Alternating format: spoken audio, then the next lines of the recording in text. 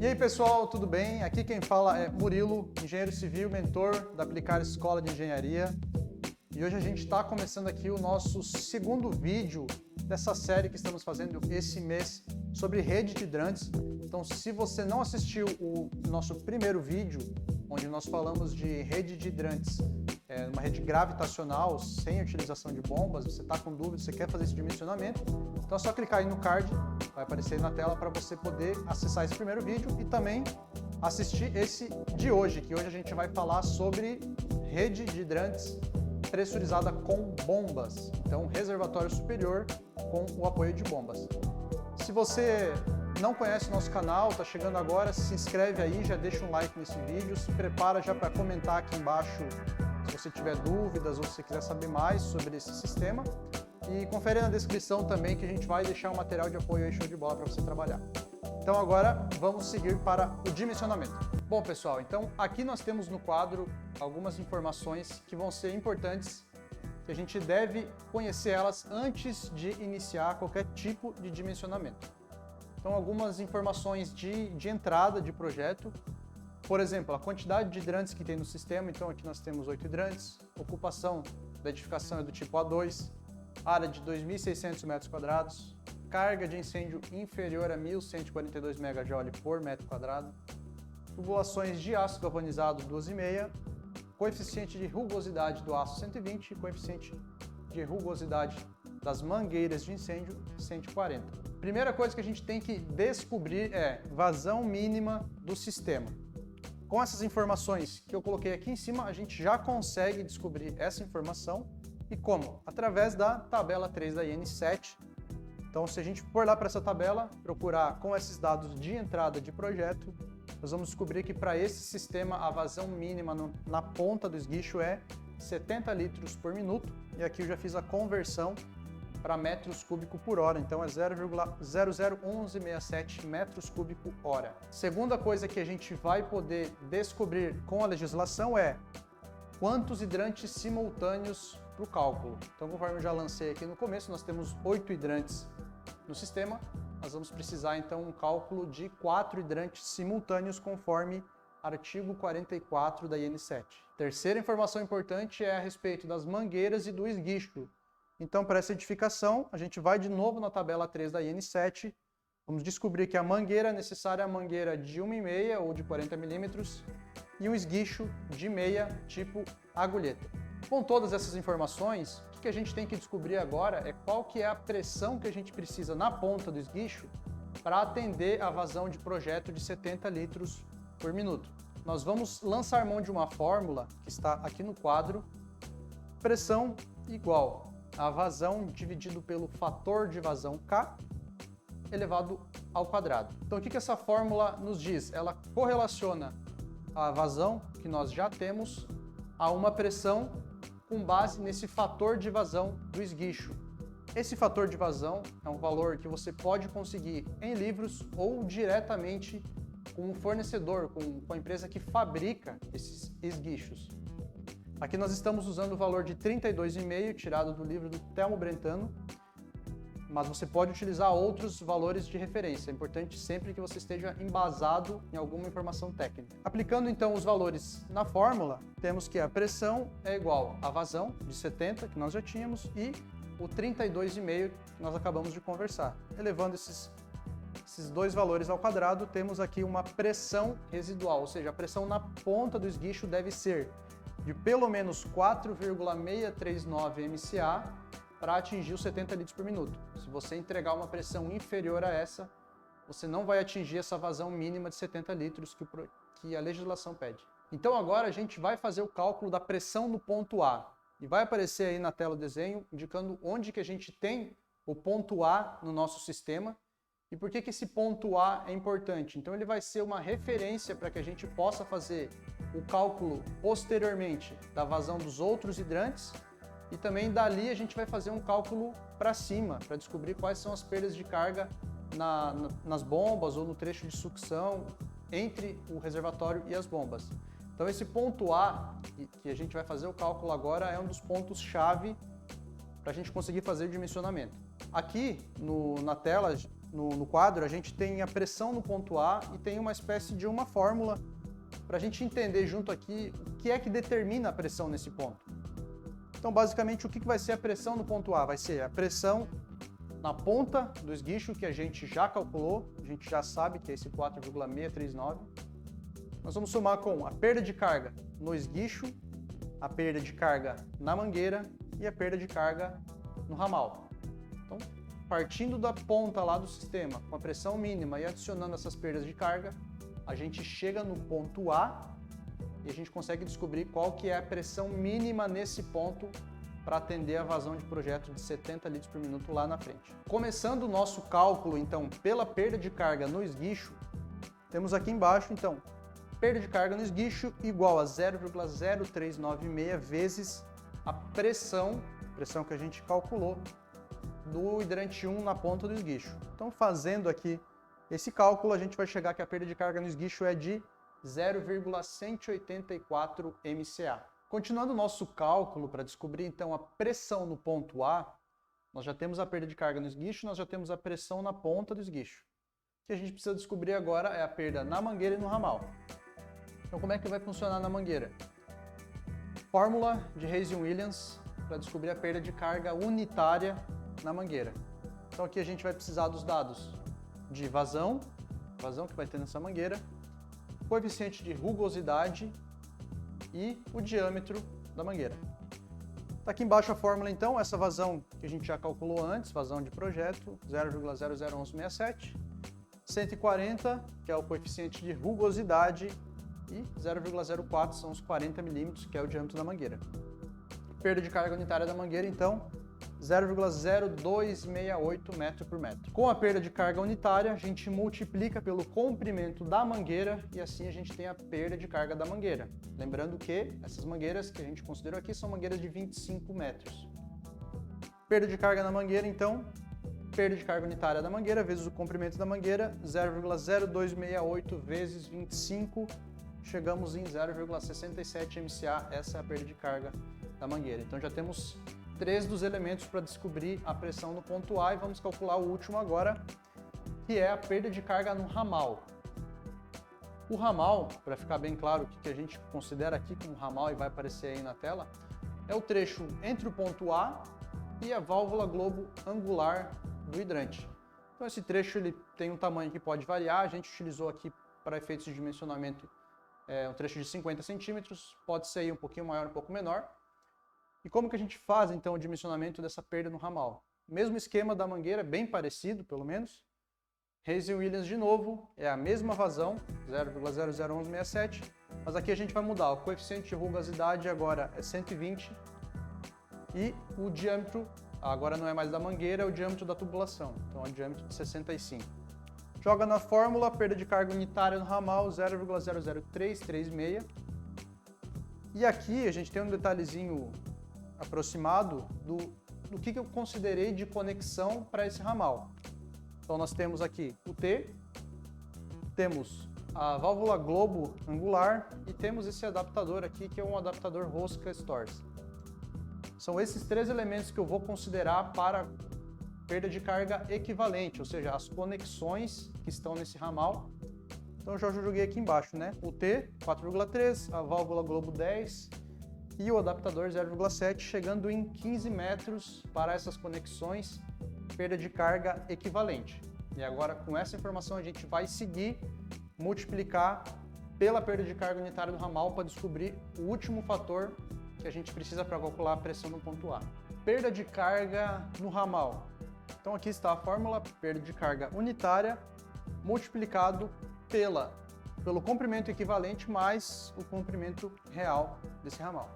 Então está aqui o que a gente conseguiu de perda de carga unitária, 0,0336 multiplicado por 15, que era das conexões, aquela perda de carga equivalente, mais esses 50 centímetros, que é o trecho que a gente está considerando de ramal. Fazendo essas contas aqui, chegamos numa perda de carga para o ramal de 0,052 MCA.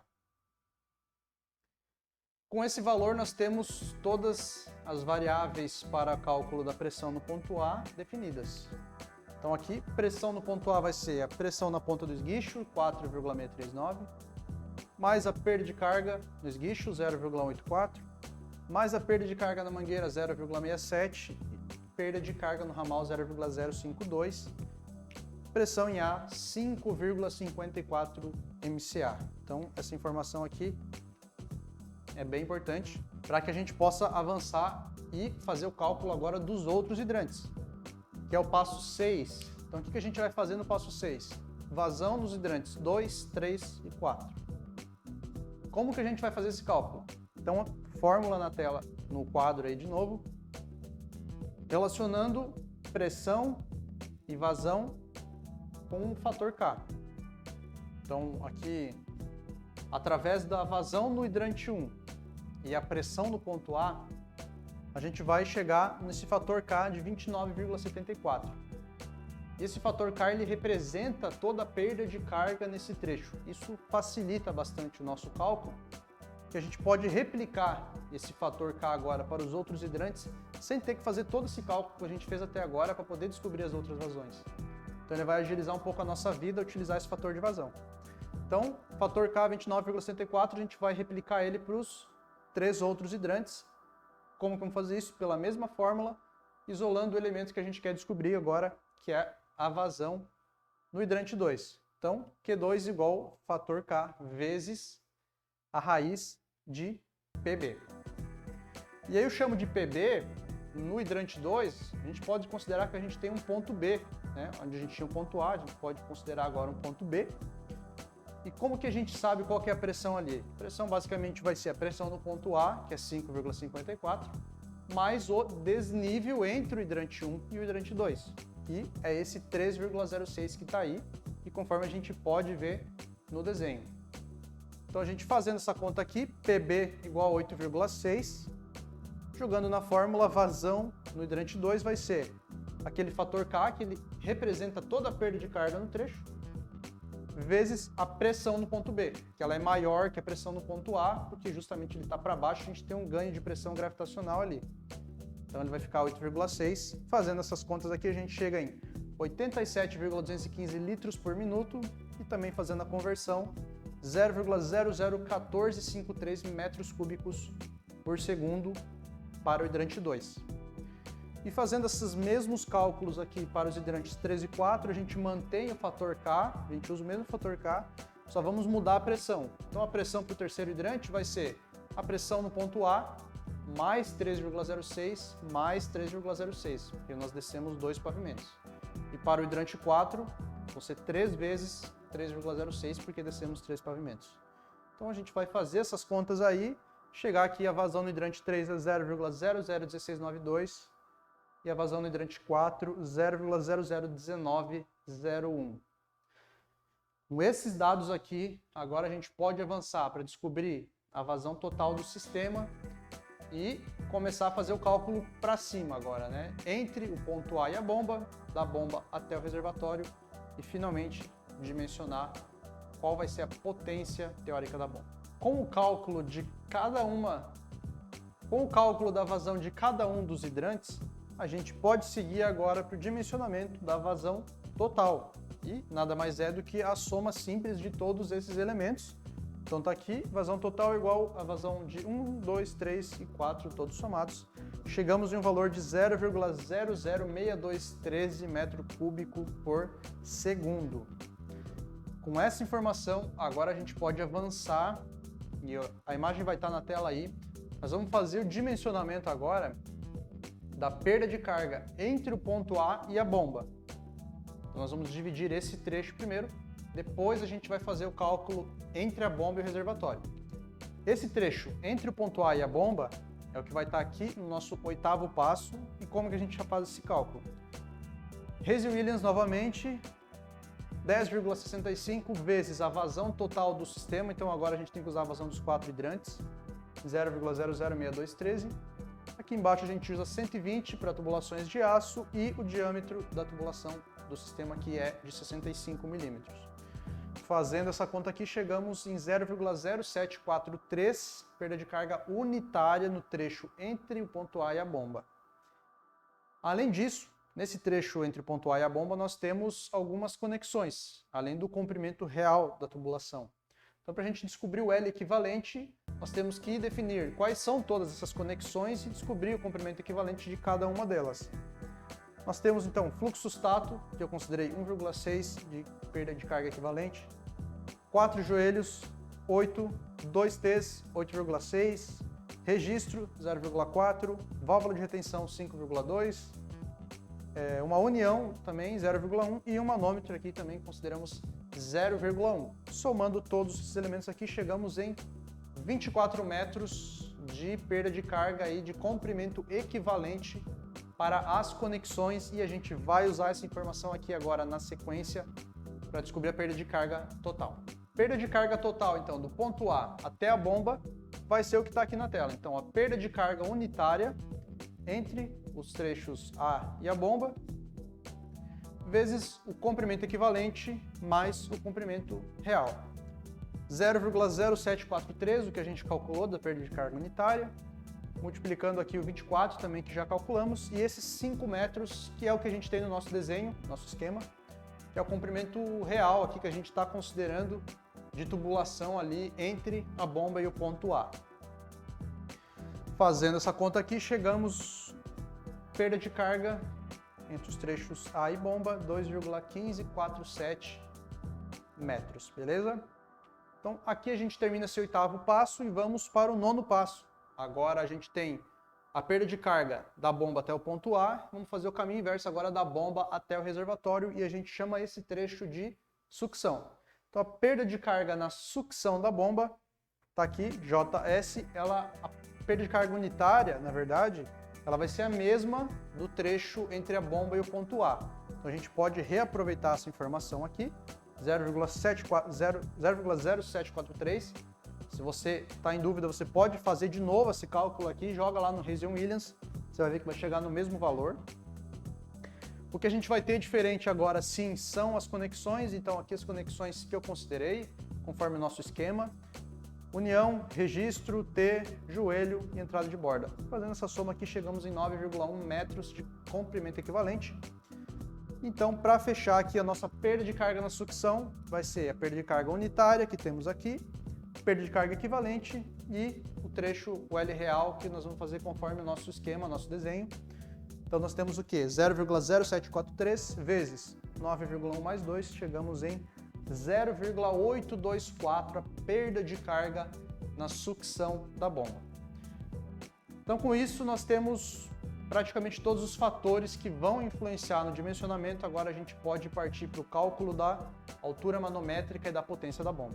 Chegando finalmente no final do nosso cálculo, então agora a gente vai partir para a altura manométrica da bomba, ou também conhecido como a pressão da bomba. Qual que é a fórmula que a gente vai utilizar? Então a altura manométrica vai ser o quê? A pressão no ponto A, vamos partir desse valor de pressão, vamos somar a perda de carga entre o ponto A e a bomba, e a perda de carga entre a bomba e o reservatório, que é o trecho de sucção. Tem um outro elemento aqui que eu coloquei como H, que a gente vai interpretar ele como sendo a diferença de nível entre esse primeiro hidrante e o reservatório. Por quê? Porque ali a gente já tem um trecho da gravidade ajudando a gente a impulsionar essa água e pressurizar. Então, no nosso caso aqui, a gente vai descontar essa altura, porque é uma força que a bomba não precisa fazer, afinal já é feita naturalmente através da gravidade. Então o que a gente tem aqui? A altura manométrica é igual a 5,54, pressão no ponto A, 2,1527, que é a perda de carga entre o ponto A e a bomba, 0,824, que é a perda de carga entre a bomba e o reservatório, e para fechar, esses 3 metros conforme o nosso desenho, que é a diferença de nível entre o reservatório e o primeiro hidrante. Chegamos então à nossa altura manométrica da bomba, 5,52 MCA. Com essa informação, podemos seguir para cálculo da potência teórica da bomba, e a gente chama de teórica, porque não necessariamente essa vai ser a potência da bomba que vai ser instalada no local. Você vai avaliar outros aspectos além da potência, então a gente já vai falando em sequência. Mas a fórmula que a gente usa é essa, 0,37 vezes a altura manométrica vezes a vazão, dividido por 50. A altura manométrica a gente acabou de calcular aqui, A vazão, coloquei aqui um detalhezinho importante que a gente utiliza essa vazão em metros cúbicos por hora. Então você vai pegar aquele valor que a gente tinha em metros cúbicos por segundo, multiplicar por 3.600, chegamos em 22,37 metro cúbico hora, que é a vazão total do sistema, que é a vazão que vai passar pela bomba. Então, aplicando na fórmula os valores, 0,37 vezes 5,52 vezes 22,37 sobre 50, potência teórica da bomba 0,91 CV. Lembrando que, para efetivamente escolher o tipo de bomba que você vai utilizar, as informações mais importantes são essas: altura manométrica e vazão. Você vai procurar lá no catálogo do fornecedor uma curva de bomba que atenda a esses requisitos de projeto. E aí essa bomba pode ter talvez meio CV, ou 0,75 CV, ou até 1 CV.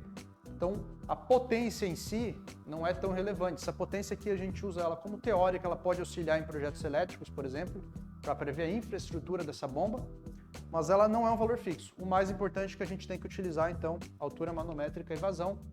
Mas esses seriam os dados finais do nosso cálculo, esses que estão circulados em vermelho: 5,52, que é a altura manométrica, vazão total do sistema, 22,37, e a potência teórica de 0,91.